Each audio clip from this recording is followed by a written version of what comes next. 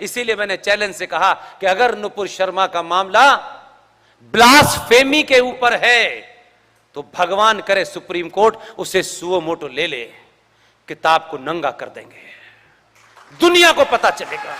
तथ्यों पे करेंगे, भावनात्मक लफाजी नहीं करते हैं। हम इतने डरपोक नहीं हैं कि 2022 में डर के मारे अपना डीएनए ढूंढने लगे हैं। भगवान कृष्ण भी जब अर्जुन से कह रहे थे कि युद्ध कर, और अर्जुन के पैर कभी कपकपा रहे थे, कभी अनुष्मान नहीं उठा रहा था, कभी इधर देख रहा था, कभी उधर देख रहा था, तब अर्जुन बार बार कहता था कृष्ण भगवान से कि ये मेरे अपने हैं। कृष्ण जी ने तब भी कहा ये जो भी हैं ये अधर्मी हैं, जिहादी हैं, तू इनका नाश कर, बाण उठा और मार। ये मत देख के इनका डीएनए और तेरा डीएनए एक है, अगर डीएनए भी एक है तो ये अधर्म के साथ खड़े हैं, इनका सर्वनाश करना ही तेरा एकमात्र धर्म है। ये समय नहीं है, ये झूठ बोलने मक्कारी करने का समय नहीं है। सबका इतिहास लिखेगा, जो मौन है उनका भी लिखेगा, जो भ्रमित कर रहे हैं उनका भी लिखेगा, और हमारे बारे में भी लिखेगा। ये नई संतान जब आएंगी तब देखेंगी। हम उस पंक्ति में नहीं खड़े होना चाहते हैं। किसी चाटुकारिता के लिए हमारी आवाज को किसी ने खरीद लिया था।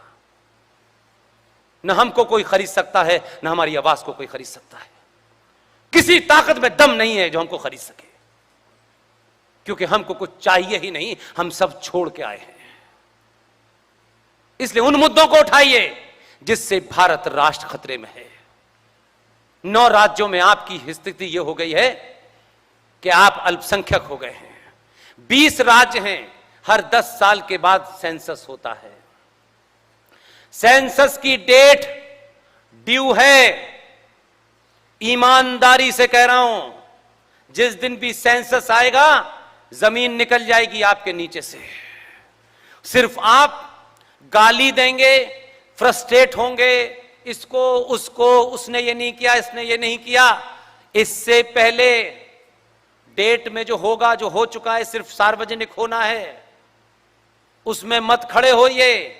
आज जो जहां है, जिस स्थिति में है, मां है, बहन है, नानी है, दादी है, चाचा है, ताऊ है, आप ब्राह्मण हैं, ठाकुर हैं, बनिया हैं, इसका कोई महत्व नहीं है। फौजी जब मर के आपके गांव में पहुंचता है, जब वो वीर गति को पूरा प्राप्त होता है, तो कोई माई का लाल ब्राह्मण ये बताए कि उस जो निकलता है आपके यहां से, तो कोई पूछता है कि ये भाई साहब शर्मा जी थे या यादव जी थे। हर आदमी खड़े होकर के इसलिए उसको श्रद्धांजलि देता है कि उसने देश के ऊपर जान उठाई है। फिर कौन सी जात की आप बात करते हैं? इसलिए कर्म प्रधान देश में 2 ब्राह्मण हुए, एक रावण और एक परशुराम। दोनों ब्राह्मण थे, दोनों के कृत्य अलग अलग थे। रावण से एक गलती हुई, उसका एक कृत्य गलत था। आज का समाज, 2022 का समाज भी उसके उस कृत्य के कारण रावण चौराहे पे जलाया जाता है और परशुराम अपने कृत्य के कारण मंदिर में पूजे जाते हैं। किस ब्राह्मण ठाकुर की बात आप कर रहे हैं? आज हमारे साथ हम बहुत सारी घटनाएं कल तक देखते हैं, इसलिए आज मैं कोई आपको ऐसी एग्जाम्पल नहीं देता हूं कि आप कहें कि ऐसा तो हुआ नहीं। 2022 का चुनाव उत्तर प्रदेश में यह बताता है कि यह बीमारी कितनी गहरी है। अभी भी लोग तैयार नहीं हैं, अभी भी सामूहिक हत्याएं हो रही हैं, मॉब लिंचिंग हो रही है। हम सुनना नहीं चाहते, मेरी सीट मेरा घर, और ज्यादा खतरा हुआ तो अमेरिका भाग जाएंगे।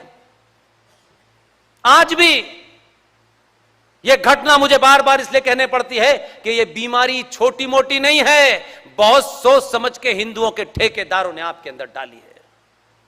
निकले ना बाहर, क्योंकि आप जागृत हो गए तो दुकानें सबकी बंद हो जाएंगी। इसलिए उत्तर प्रदेश में कोई एक डाकू था, कोई बदमाश था, कोई गुंडा था। उसका सरनेम क्या है ये मेरे लिए महत्वपूर्ण नहीं है। उसको गोली मारने पर, उसका इनकाउंटर करने पर कुछ लोगों ने योगी को बदला लेने के लिए 303 से 264 पे पहुंचा दिया। लेकिन आपके शास्त्र क्या कहते हैं? आपका वेद क्या कहता है? आपका इतिहास और साहित्य क्या कहता है? भगवान राम क्षत्रिय थे। और क्षत्रिय ने जब रावण जैसे ब्राह्मण का वध किया तो आज तक इतने जातिवादी होने के बावजूद भी किसी ने भी भगवान राम जो क्षत्रिय थे यह नहीं कहा कि इस क्षत्रिय ने एक ब्राह्मण का वध किया है। आज तक ये नहीं कहा। आप ब्राह्मण को गाली दे लीजिए, आपका दिल करे तो, उससे ठंडक मिलती हो, लेकिन सच को सामने रखिए, ऐतिहासिक पर्सपेक्टिव में रखिए। वही ब्राह्मण उस क्षत्रिय को जिसने रावण रूपी एक आदमी की हत्या की थी जो इत्तेफाक से ब्राह्मण था, न ब्राह्मण ने उस पर ब्राह्मण वध का आरोप लगाया, लेकिन क्योंकि भारतीय समाज में सिर्फ त्यागी लोगों की पूजा होती है, जिसने त्याग कर दिया उसको लोग पूजते हैं।